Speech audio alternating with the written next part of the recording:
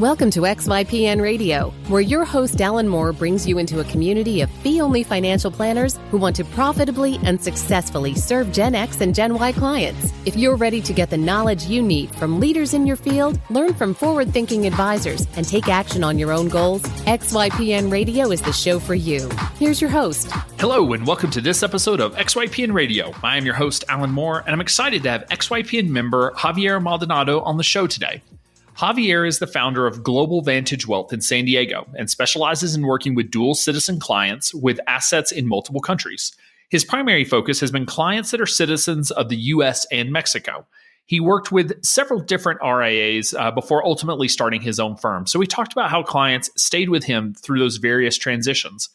At one point, he realized that not only was he the only Spanish-speaking CFP in San Diego, but he was really the only advisor that truly understood cultural norms for his clients, which allowed him to establish trust and meet clients where they were at. A year into running his firm, he is absolutely crushing it and growing a firm that really matches his goals. You don't want to miss this episode. What highly repetitive tasks are you doing that take up your time and keep you from seeing more clients? Tasks like data input, building financial plans, document organization, and more?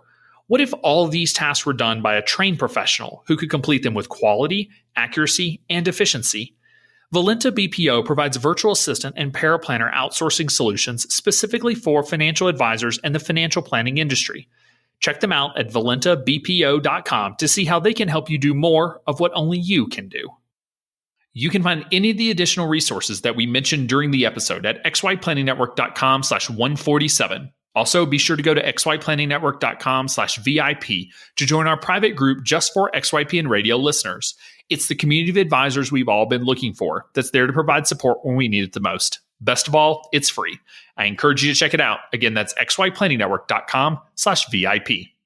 Without further ado, here's my interview with Xavier. Hey, Xavier, welcome to the show, man. Thanks so much for being on.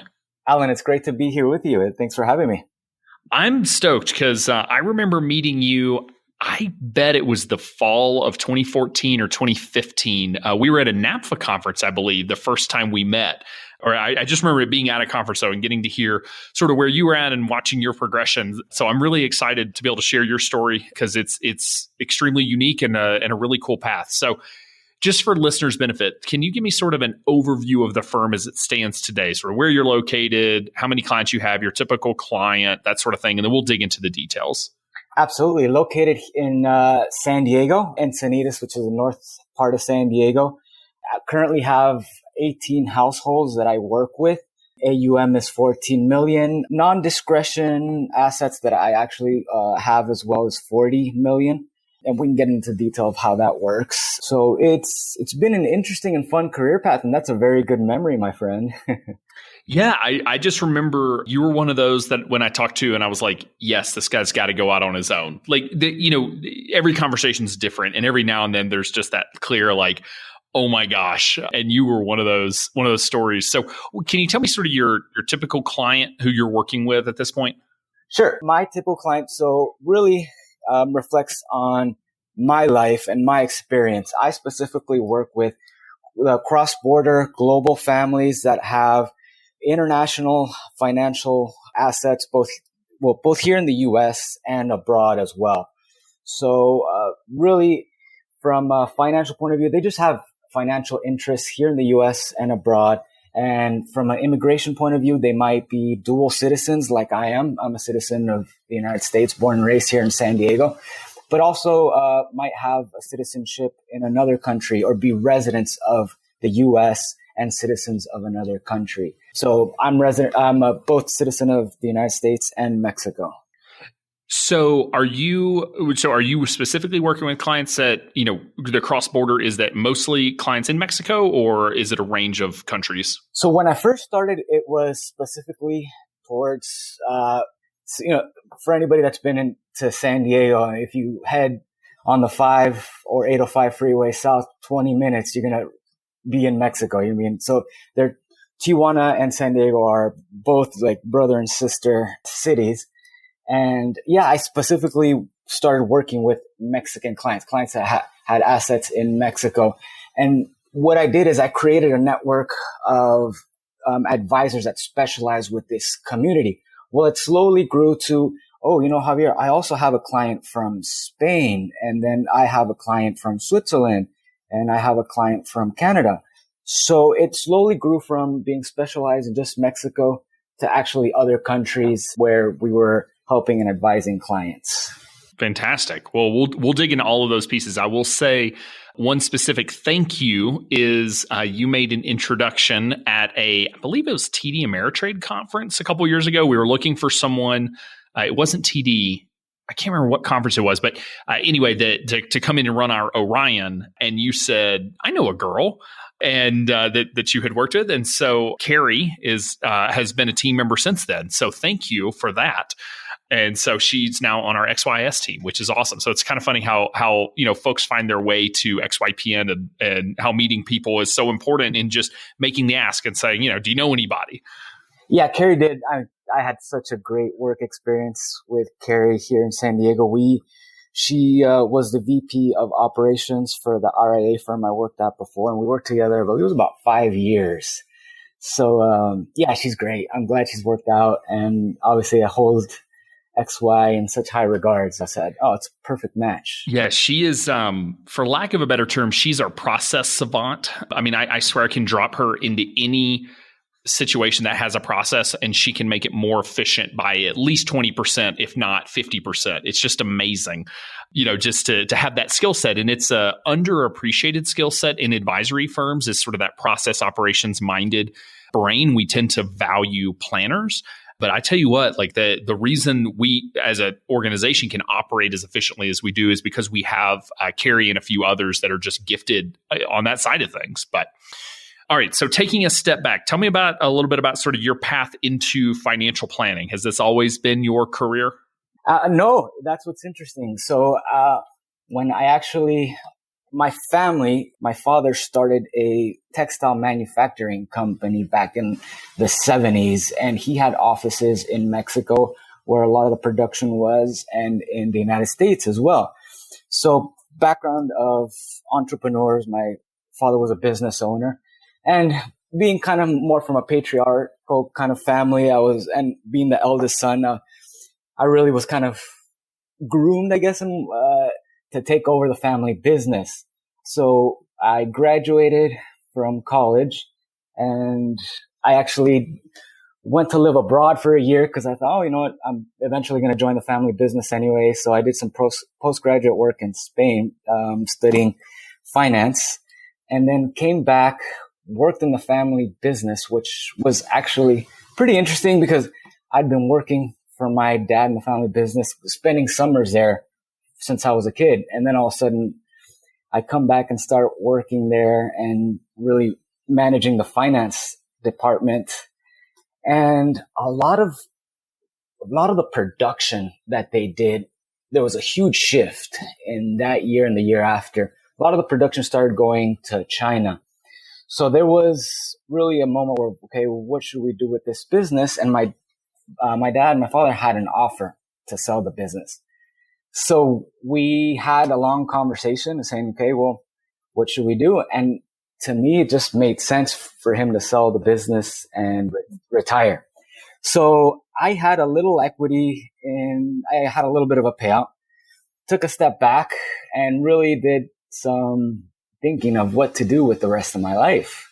So I traveled a little bit, but in those years, one of the main things I had always asked my father, having assets and being a business owner, saying, okay, well, who does your accounting and reporting in Mexico? And he's like, well, we have a CPA that really takes care of that in Mexico. I'm like, okay, well, then you also have a CPA in the US. Do they talk to each other? Like, no, really. I just do my reporting in Mexico and then I do my reporting in the United States. I'm okay. Well, what about estate planning? Who does that? And basically one of the things that I realized quickly was there was not a lot of collaboration between the advisors. One was an expert in Mexico and the other one was an expert in the United States.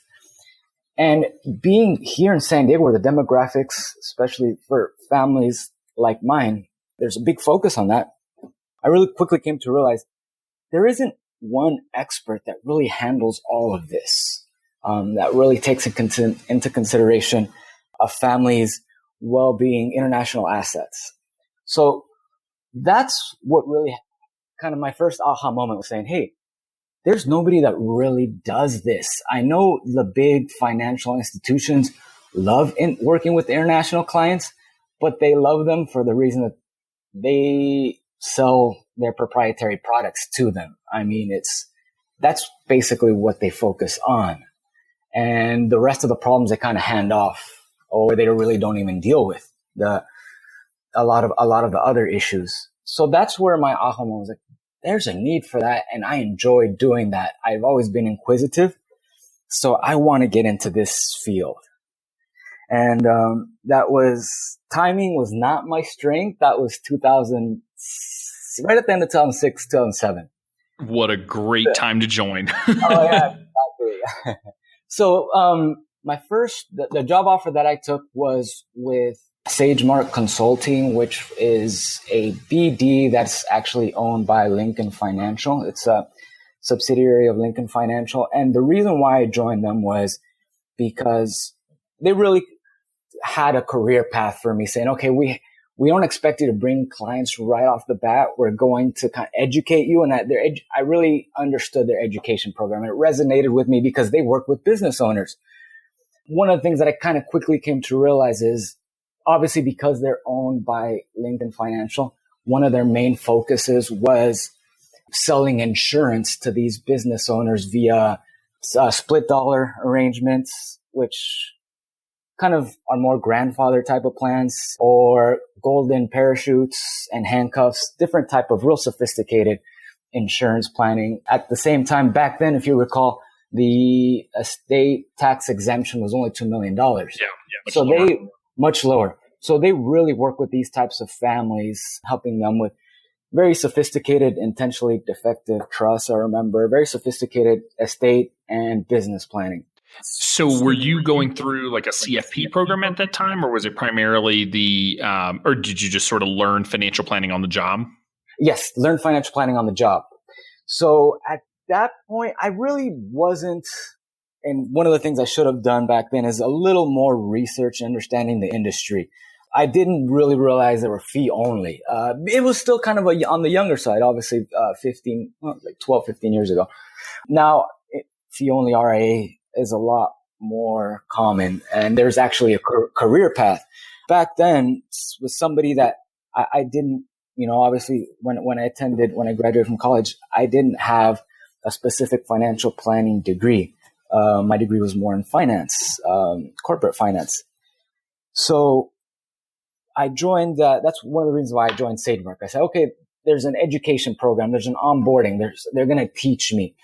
So the person that hired me was the regional director, and his offices just happened to be here in San Diego.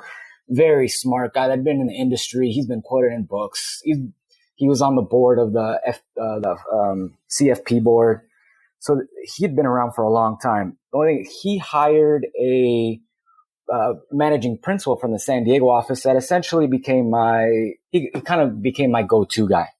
Kind of taught me the ropes, was in charge of the program, the educational program. So I was there for 2 years. 2 years. Learned a lot. That's kind of where I started learning about the industry firsthand. Makes sense. So were you actually taking the lead and sort of bringing clients in, taking the lead on relationships, or were you primarily sort of in that second chair support role at that point? A little bit of both, which was kind of fun, which was good because, yes, I was bringing in leads, which was kind of interesting. I felt like I really needed the support because I was a 25-year-old guy, sitting across the table from, somebody that was very affluent. And what am I going to tell? I'm new to the industry. So I felt like I needed a crutch there, like the support of somebody that's a lot more experienced. Absolutely. And at the same time, when that managing principal had his own clients, he allowed me to come in and take notes. So that was a good experience for me from that regards, from learning. Yeah. So were you, I don't know, it seems very rare that we see, especially in a firm that's set up, that's more of a planning centric firm, that, you're able to really go out and start bringing in clients that early on. Just typically, it takes a little longer, right, to get started. So where were you finding clients? I mean, where were you finding folks that you could actually bring in to be able to work with them? Yeah. And in that first year, really, it's more about your center of influence. And that's one of the things that actually that firm was really good at, saying, okay, let's teach you your center of influences. It was more geared on sales, obviously, bringing in clients. So that's something that in the RIA space we've talked about. Sometimes we feel like we lack a little bit in sales ability, but Sure. My experience with the BD side, that was their strength. These guys were amazing salesmen. Some of them would sell easily $5-10 million policies like it was nothing. That was their area of expertise. And to me, being kind of younger, I was very impressed by their sales sales technique. So really, that's kind of how it happened. Yeah. Can you tell me a little bit about that technique and just sort of what you have found, sort of what you've learned off of that has been effective for you in terms of being able to go out and get clients? So obviously being in this program, I learned a lot. And when you kind of come out on the other side, you think you're going to hit the ground running and just in meetings, you're going to talk and you're going to unload on the client and let them know how much you know because you want to impress. What is that saying? Fake it till you make it? Right. Yeah. So one of the things that I learned that was really beneficial is saying, you know what? Ask quality questions, because that's what clients really judge you on, the questions that you ask, not how much you can regurgitate or how much of the script you memorize and just unload on them. Really ask quality questions and relate to the client. Yeah, it's so, sales is such a dirty word in the fee only side of the industry. Cause, like I said, we don't want to be seen as doing sales or that, we're like the product salespeople, but ultimately what we sell is harder because we sell trust and we sell a relationship and we sell a longer term relationship. It's not just, you have a risk of dying, so therefore you need life insurance, or, your kids are going to pay a lot of taxes, so you need to buy this product. And so it is important to learn how to communicate your value, but that doesn't mean you have to talk the whole time. Right. It's a relationship where it's a lot more based on trust, long-term relationship versus transactional relationship. And I think if you do a good job of kind of presenting that, prospects get that right off the bat. So you were at that firm for 2 years, and then what was your sort of next step then? So then I started educating myself a little bit more about the industry. And that's when fee-only RIA started coming into my radar. And something interesting happened. The managing principal, who kind of was mentoring me in one way or another, had a falling out with the managing director that hired me. So he left and started his own kind of hybrid RIA firm here in San Diego. And he was recruiting me. And at the firm I was working with, I basically found myself not having a mentor, basically not having anybody to kind of continue having those meetings with. So about a month later, a couple other guys and I left with the managing principal who started this hybrid RIA firm. So we were more on kind of like a silo. He owned the RIA and it was more of a silo practice where we were each in charge of our own clients, and he kind of oversaw the whole business. And he was very much in our client meetings, available to meet with clients or prospects and still kind of mentoring us. So I spent about 1.5 years in this kind of hybrid, which is, for everybody to know, it's when we do financial plans, you kind of have your RIA hat on. And then when you do the implementation, you kind of switch hats, and then you have your BD side. So it was kind of closer to my vision, but it still wasn't exactly what I wanted to be doing, which was the fee only side. And by that time, I'd accumulated about 10 million of AUM on that silo side. And I started asking around, said, you know what, my vision is really to be fee only. And that was about 2010, 2010, right around 2010, 2011. So there were still not a lot of people hiring. And then I met with actually a client CPA who said, hey, you know what? I do tax returns for this RIA that's fee only here in San Diego, and they're actually looking to bring somebody on. You should go talk to them. So I ended up, he set the meeting up. I ended up meeting with both partners, and eventually, they offered me a position. And it was interesting because it was very similar. They wanted to bring me on, but more of a silo. Javier does his thing, and we're kind of testing you out. And then eventually, if it works out, we'll bring you on full time. So I guess from their point of view, the commitment was a little softer to bring me on, but the opportunity was there. And I'm kind of very much, I see the opportunity and I go for it.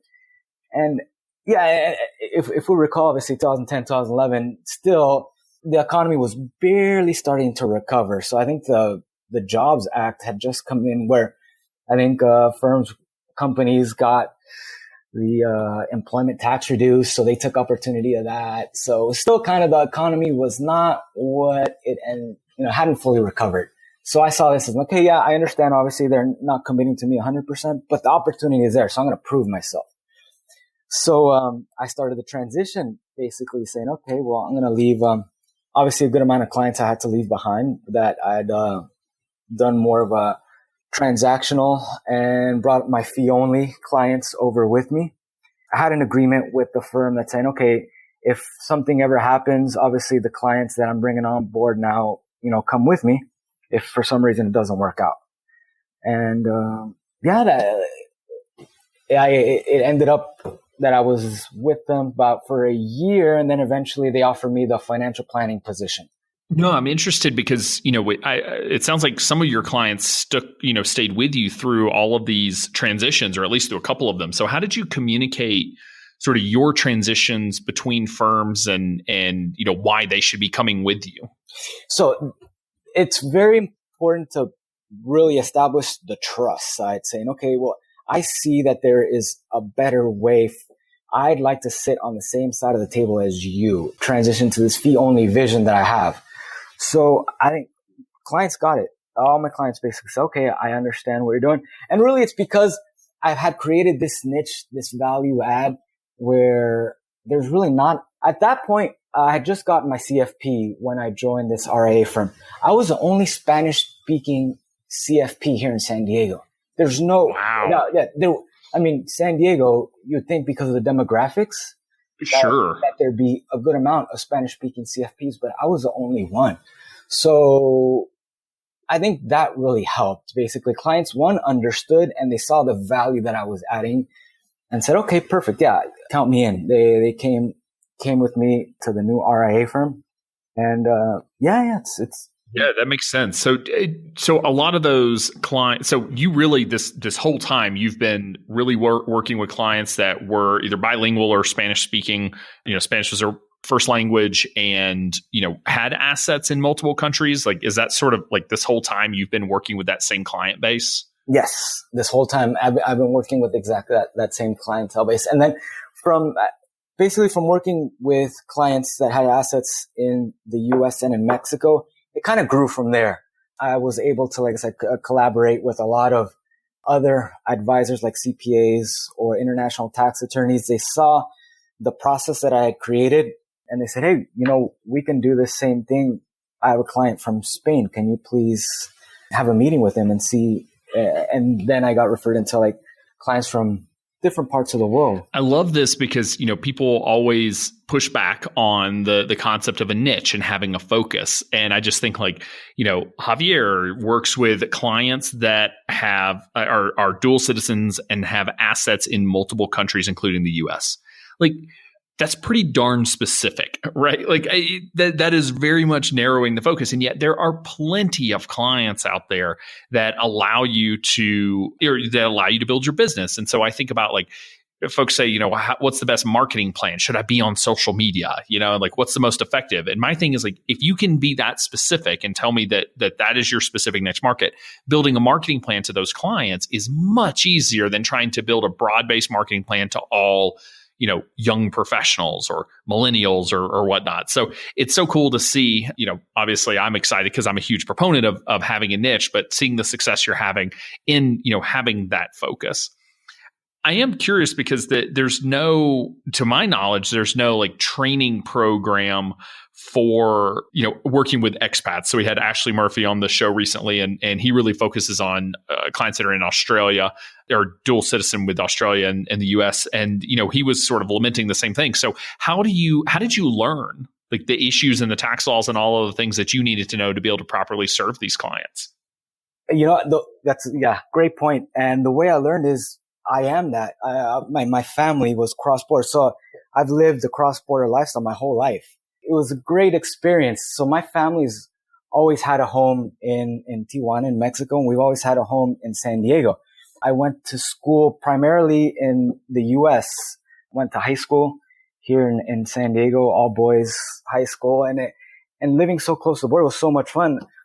We would get together, a bunch of the guys, and Friday afternoons, we would just head down to Tijuana and, have some tacos, eat some great food, and, watch some soccer games. And it was so much fun living that type of lifestyle. So from the culture point of view, it's who I am. From all the financial aspects, my family went through that. So really firsthand knowledge of living the cross-border lifestyle, all of the unique opportunities there are of, being able to own land and travel and speak the language.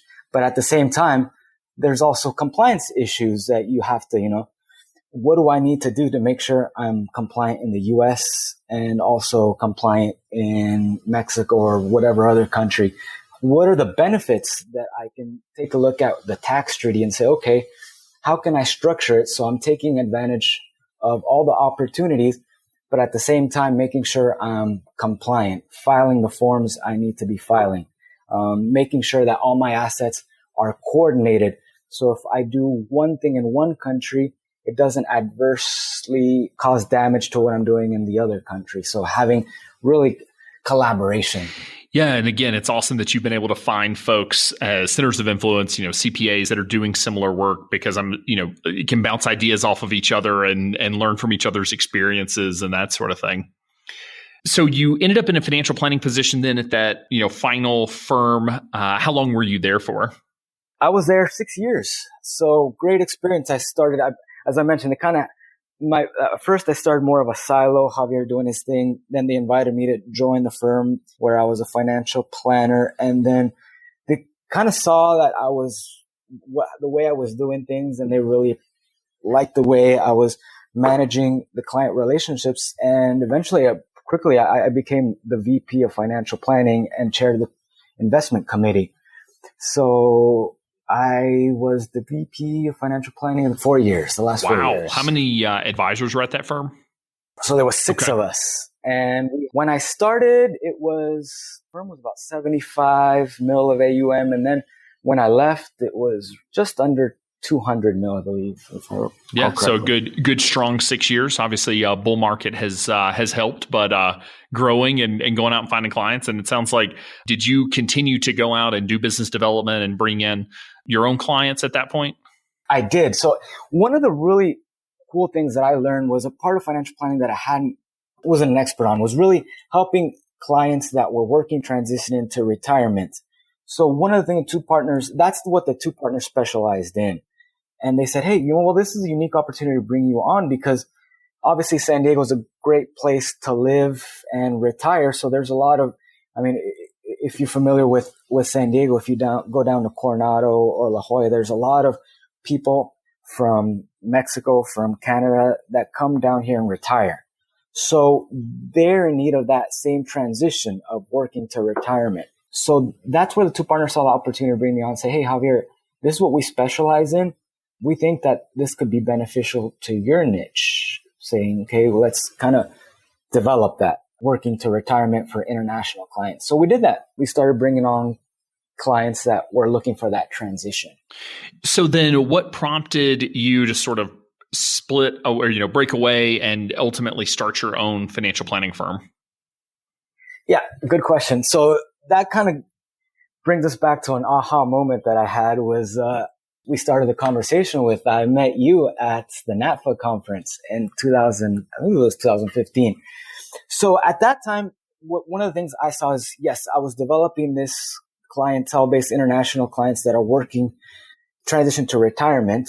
One of the things I saw is a lot of clients had assets abroad that they hadn't brought in to the US. So in a way, I kind of had non-discretion over those assets. And when clients would bring in, small investment accounts here, but they really wanted us to give them a comprehensive balance sheet and collaborate with their advisors abroad, we were charging them hourly to do that type of collaboration. So I remember our conversation. I think it was Mary Beth and Sophia, Sophia Berra that introduced us. Yeah, I think we were all at that conference because I think that was the first time we had ever exhibited at an event. So that would have been 2015, probably at the NAPFA conference there in San Diego. Yep, that's it. So one of the things you mentioned is, say, Javier, that sounds interesting that you charge them hourly, but have you ever thought of a different fee structure? And you recall the conversation. Started mentioning, okay, well, what really happens if you charge the clients a little differently? So we kind of started talking about that conversation. And had you finished writing that book? I can't remember if you finished writing the book. Let's see. I think we had launched the book at the conference. So, maybe that was 2016. I think we did the book the next year. Yeah. So right around there, you were working on it, and then you start talking. Okay, well, you could actually bill differently on these non-discretionary assets. So that was kind of an aha moment for me. Saying, okay, that's very interesting. I presented it to several clients and they were very open to that. The problem is, at that same time, the conversations over succession had started with my RIA firm that I was working on.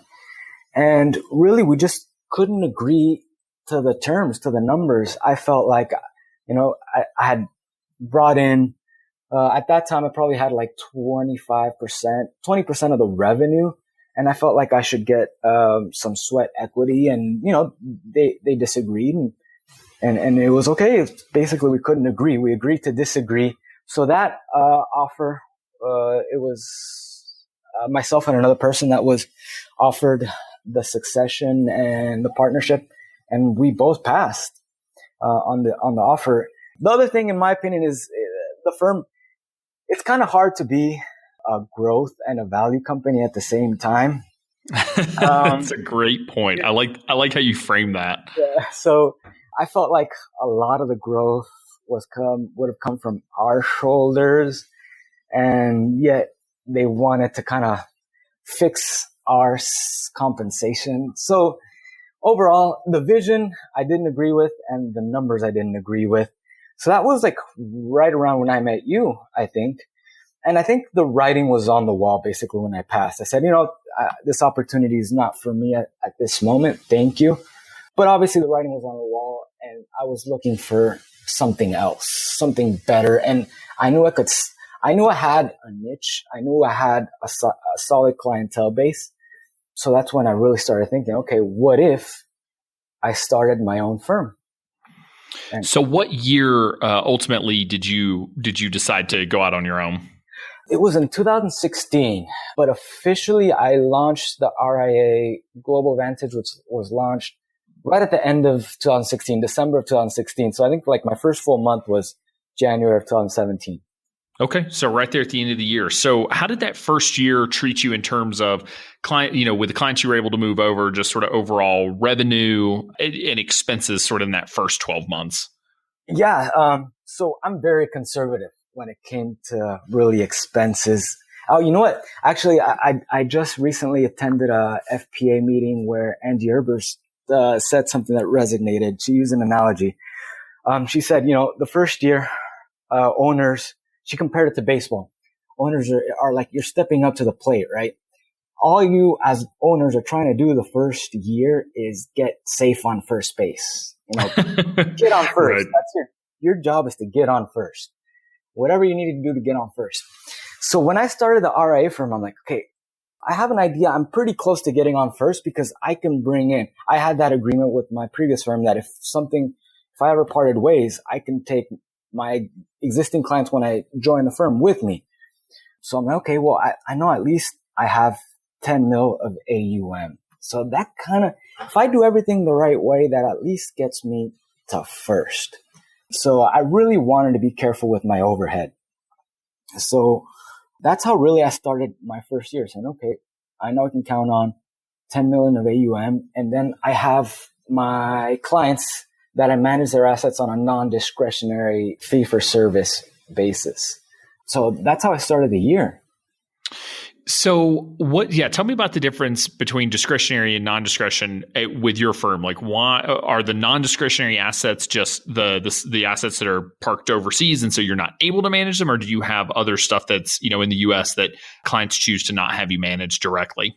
Exactly. A little bit of both. Let me give you a couple of examples. So I have clients that have been referred to me that say, you know what, Javier, I'm new to the US and I'm new to the financial system, US financial system.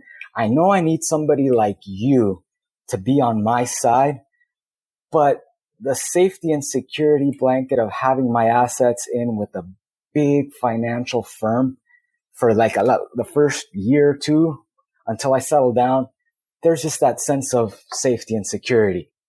So I said, okay, perfect. That sounds fine with me. So I've worked with clients and helping them bring those assets over. And I've had some interesting experiences, Alan, working with these, not to name any names, but these huge private bank, big financial firms. One that's so they really roll out the red carpet for these high net worth clients. I mean, oh yeah, I've been into buildings in LA, top floor on the 40th floor overlooking the Beverly Hills Country Club where you can, if you get binoculars, you can see like the movie star shanking their shots on the golf course. And they really full lunch. They bring in a team of 5-6 people to the meetings. So you have the CFA, you have the trust officer, you have the banking side officer, and then you have like an assistant, an associate. And they'll do a 2-hour meeting on an allocation for about a $10 million portfolio. And 90% of the funds will be proprietary funds. And these proprietary funds, so it's something that large cap value fund, they'll charge you 1.25%, but it's the best fund because it's one that's just for your needs. So then you kind of quickly you realize who's paying for this really nice building, this really nice lunch, and a team of 5 or 6 experts. And as soon as the client realizes this, and I talk them through it, they realize that, maybe this private bank side is not exactly for them. Yeah, it goes one of two ways, right? Like some people they love that red carpet rollout where they get to, feel important and all of that comes with it. And others that are on the more conservative side know that their fees are paying for it. And that's tough. It just sort of depends on who they are and what they're looking for. So, it's going to backfire with some clients, which you're able to grab those that aren't interested in that type of environment. Yeah, that's it. I think, to me, my experience has been it's a transition. Obviously, for clients that are new to the U.S. financial system, they kind of have this false sense of security. And there are some that really enjoy the titanium black card that comes in the shiny new box that they give them for having their assets with them. So a little bit of both. Yeah, exactly. And then there are clients, obviously, who have assets that are held away in other countries. And they still need to really do a lot of reporting on those assets and make sure that their assets are collaborated and from an allocation point of view with their assets that are held here in the United States. One of the things we take a look at is obviously overall allocation, giving feedback to that advisor that's in the other country. And then cash flow management currency is really big too, especially if those clients are holding currencies or holding assets from more of an emerging market, emerging currency because of the fluctuations. So I have some stories on currency fluctuation that I mean, personally, I've lived and I know several of my clients have lived In 1995, it was December 1995, the peso on one day, if you exchange 1 peso, it was 3 pesos to $1. From 1 hour to the next, it went from 3 pesos to $1 to 6 pesos and $1. Whoa. So basically, yeah, it was a big depreciation. It was hit a lot of business owners and a lot of clients that had assets both in pesos really, really hard. Because obviously anything you bought in the US just cost you twice as more from 1 hour to the next. There was another big devaluation in 1982, which was a little before my time, but for older business owners, they definitely remember that and they feel that. So making sure you have the right amount of currency is really, really important. Yeah, that's really interesting. Just things that you're going to be dealing with pretty much all of your clients that most of us have never had to deal with. Where, if we were in currency, it was just because we had emerging markets or arbitrage, right? It had nothing to do with the fact that, half their money is parked overseas. So what is your typical fee structure? So a new client comes to you, maybe they've got some assets here, they've got some assets over, in another country. So how do you work with them from a fee model perspective? Sure. From a fee model, from AUM, really, I charge flat 1% for the first 3 million and then tier it down from there. From a financial planning point of view, I charge $3,000 to do the financial plan. And from a non-discretion point of view, it really more depends on assets and where they are and who I'm going to be collaborating, coordinating with. So those are the real three. So sort of a complexity, exactly, in a way. Exactly. Yeah. So how do you what's your range then? So 3,000 for the initial plan, and then is it a monthly fee of sort of a range depending on complexity? Yeah. For instance, I have a client on the high side, $60,000 to a year for discretion to, it could be anywhere on the $5,000 a year. That's about the range. So do you charge less if you're managing their money, or are you looking at those as separate pieces that, the planning based on the complexity is somewhere in that range, and then for the asset management, it's just that flat 1% tiered down? Yes, so exactly. The asset management is that tiered down. For the non-discretion, yeah, it's definitely less than what I would if I were managing the assets, because really in the end, I don't have discretion over them. But we do a lot of work with their other advisors, making sure that everything is coordinated, collaborating in those other countries. We're taking into consideration those assets. And from a compliance point of view, there's a lot of reporting to do as well. So we're making sure that everything is properly being reported. So I get to, and that's what's fun. I get to talk to not only their investment advisors abroad, but also their international tax attorneys, their estate planning attorneys that are over there, their CPAs. So I get to really, there's a lot of interesting situations that I get brought in, and it's a lot of fun. I enjoy it. So talk to me about your service model. Sort of what differentiates your service in your mind than what other advisors would be able to provide that client. Sort of what's the differentiation in your service model? That's really the fact that I can actually bring in all the assets and aggregate them from abroad, like all the assets that are being held away in other countries. I have an aggregation system that can bring those in and say, here's your balance sheet to date, and here's the assets that you're holding in US dollars, in euros, and Swiss francs, and Canadian dollars. So that resonates to clients. Not a lot of clients have that, saying an up-to-date aggregation that's saying, this is where my assets are, this is what they're valued at, and this is what the currency. I think that is a big value add right off the bat. The other side, for the Spanish-speaking clients, I think a lot of clients really enjoy the fact that from a trust point of view, they can talk to somebody that understands in their language.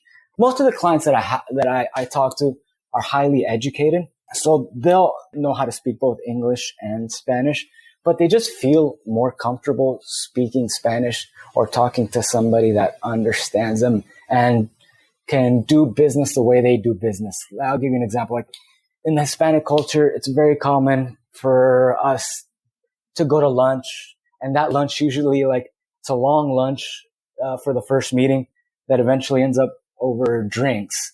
And then the next day, you might actually talk about business or work in an office. But it's much more important to establish the relationship and the trust before you actually start talking about work specifically. Yeah, it's interesting. American culture seems to be the one that, F the pleasantries, right? Like, let's just talk business. and that's how I am, right? Like, people come in, they're like, oh, tell me, how was your day? I'm like, shut up. Let's just move on, right? It's just, why are you in my office? Let's get it done.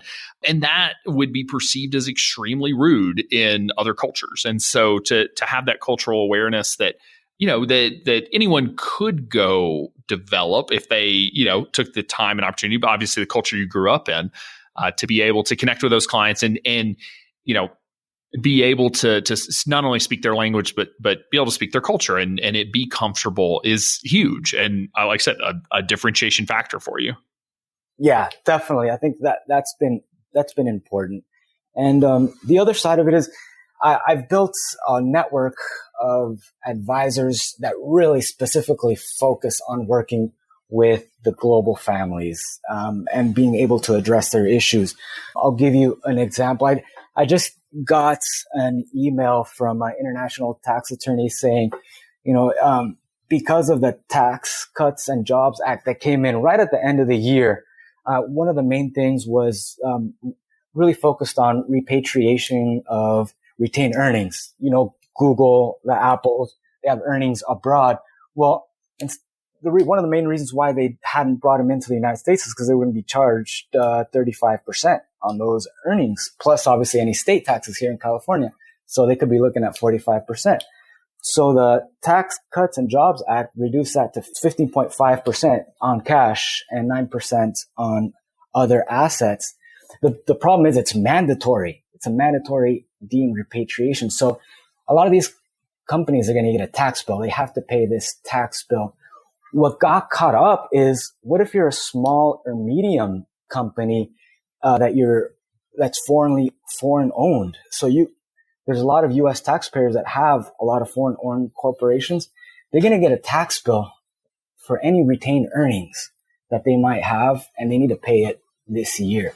There's a small window that a lot of people don't know that you have to elect by the end of April that says it allows you to pay that tax over 8 years.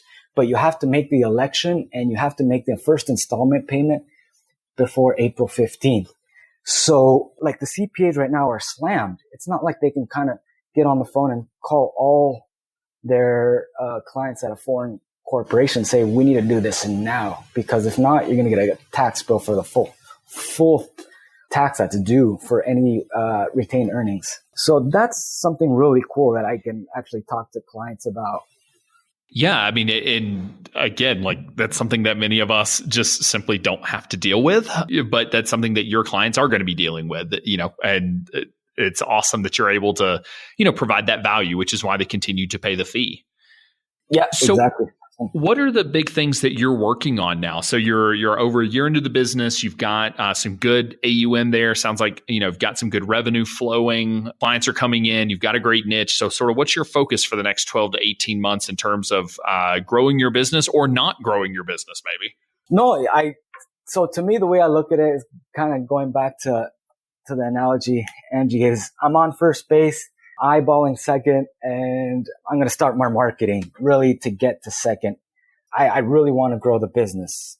I think the only marketing that I've done is really through networking with other advisors. So I'm really looking at how can I, obviously the way I've structured my business is working. So the first year is really, that's why hats off to operations. That's the side of the business that I really respect. I didn't really have to do a lot of the operation side. I had somebody great like Carrie doing it. Now it's okay. Now I have to handle the operation side. So the first year I really had to onboard all these households, all these clients, and really replicate and take it to the next level of what I was doing before. So one of the things that, for instance, reporting, we were using Orion at my previous firm. Well, my music to my ears when you announced that you had the Orion partnership. So I think I was one of the first ones to sign up because my clients used Orion. So I needed to replicate that experience. Looking forward, I'm really looking forward to getting my revenue up closer around 300 to 350K. I think one of the ways I'm going to do it is really investing in my business. Getting a little more of a marketing is kind of what my marketing plan is for the next year and a half, 2 years. Okay. So what is your sort of long-term vision? I mean, do you want to grow past that revenue point, or is that sort of just like the next hurdle and you stop, or is it a hurdle and you keep going? And sort of what do you envision for the firm?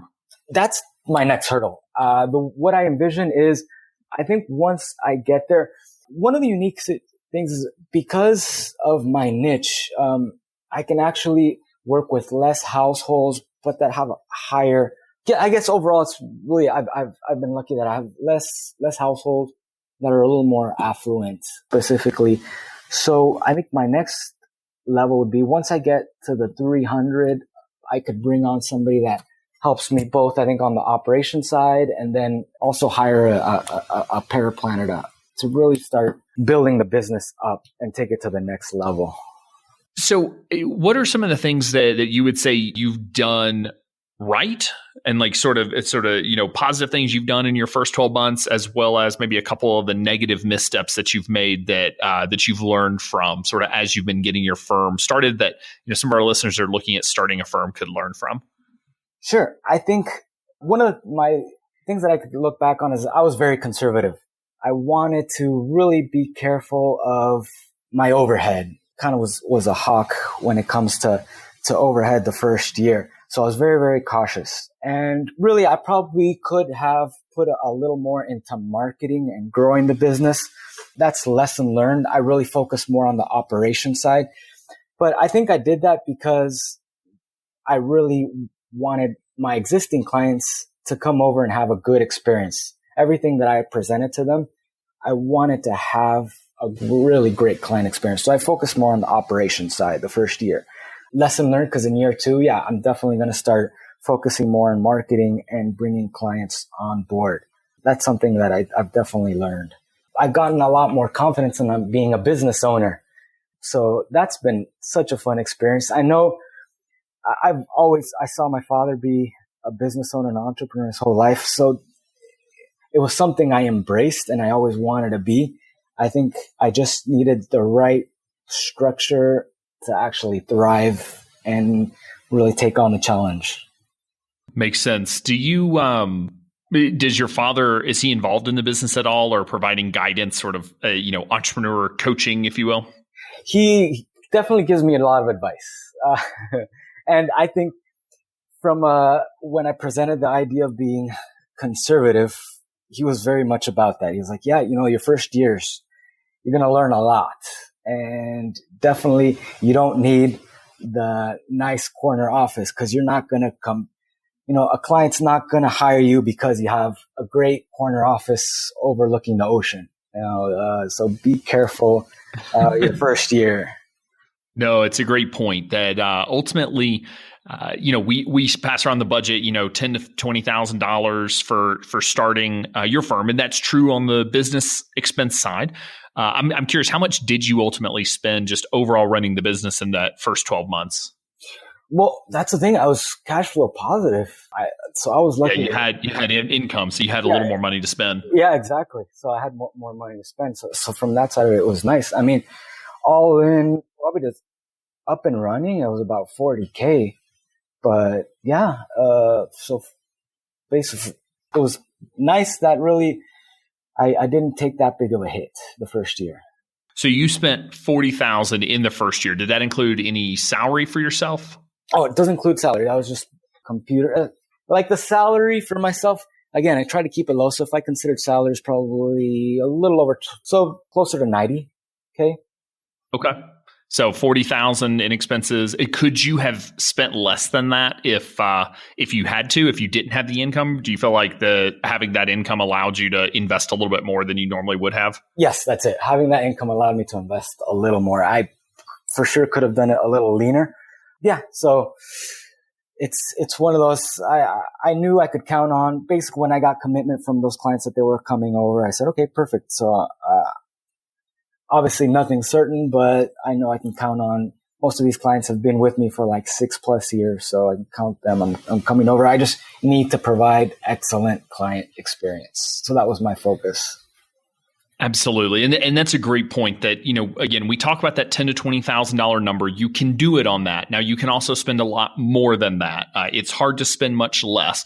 Ultimately, it does cost money to start your business. The advantage of a financial planning firm is that, even at that $30,000, $40,000 level, like it's still a heck of a lot cheaper to start a financial planning firm than most businesses, right? Your dad couldn't have started a textile manufacturing company today for, $30,000 or $40,000, right? Like that's one piece of machinery and a lease on a big building, and it's a huge capital investment. So it's the advantage that we have, but it's still, you still got to be aware of your personal expenses. You've still got to be aware of being conservative on the business expenses. Like you said, just get to where you can breathe and you can sort of settle down, and then you can decide where you want to invest your money once you've sort of ramped your business up, which obviously you did well because you were able to bring some clients with you, but that was intentional, right? It's not like that was an accident, that you were lucky and other people aren't lucky. Like you're in a position, you put yourself in a position where you were able to build up a client base and build those relationships and bring them with you, which, ultimately I assume has been a huge driver of your success, that you were able to bring that revenue with you.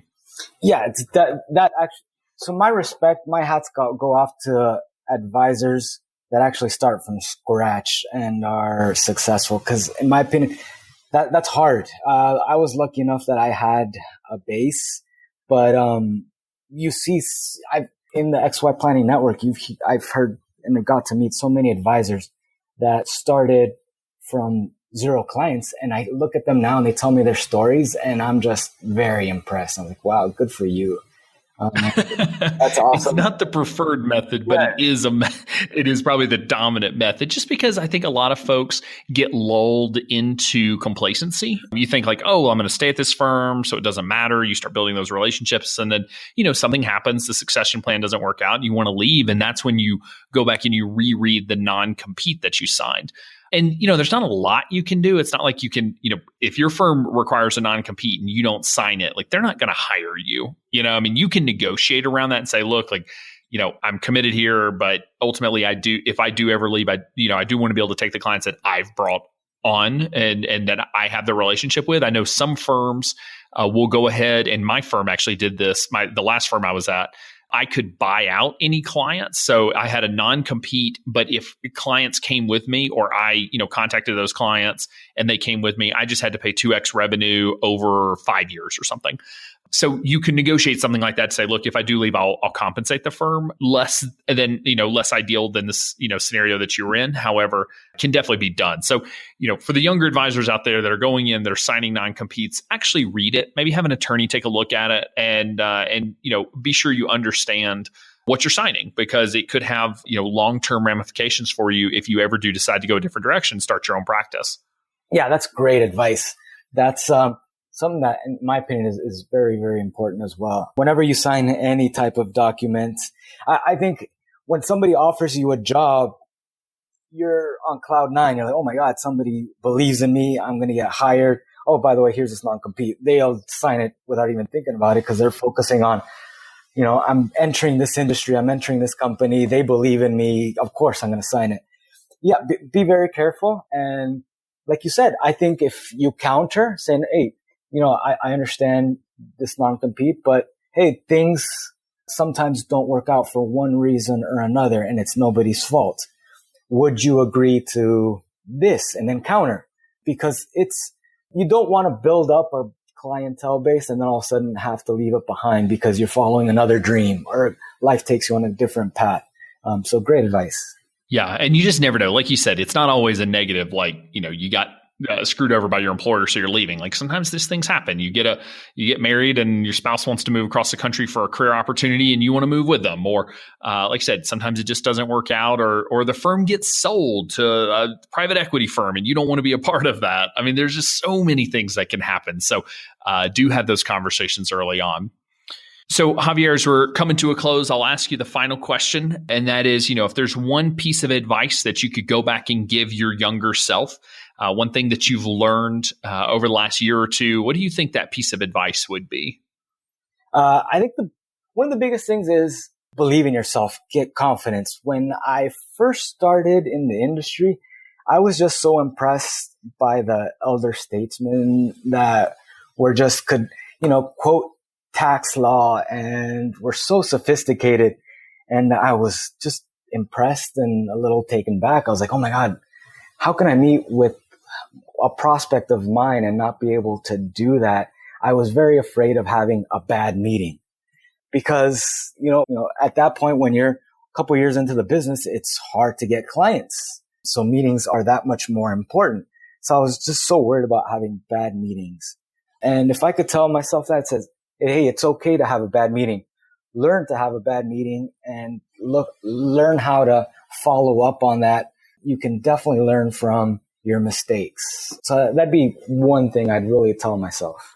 I love that. It's just that confidence building, and you can't learn how to swim without getting in a pool, and you can't learn how to communicate with clients without screwing it up, and just jumping into a meeting.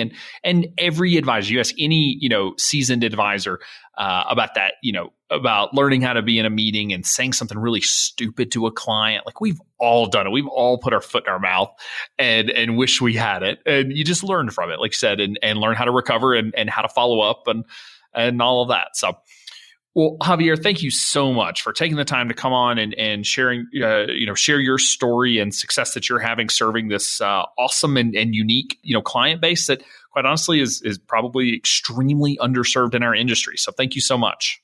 Oh, this has been great, Alan. And obviously, thanks for your guidance. And like I said, that conference, the first time we talked, was definitely an aha moment in my career. So appreciate it. Absolutely. What highly repetitive tasks are you doing that take up your time and keep you from seeing more clients? Tasks like data input, building financial plans, document organization, and more?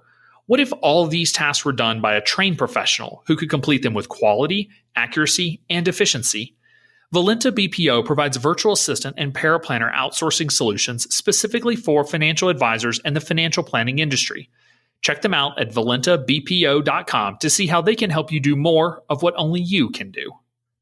Be sure to join our VIP community at xyplanningnetwork.com/VIP to hang out with other XYPN radio listeners, ask questions for future mailbag episodes with myself and Kitsis, and to finally find a community of like-minded financial advisors.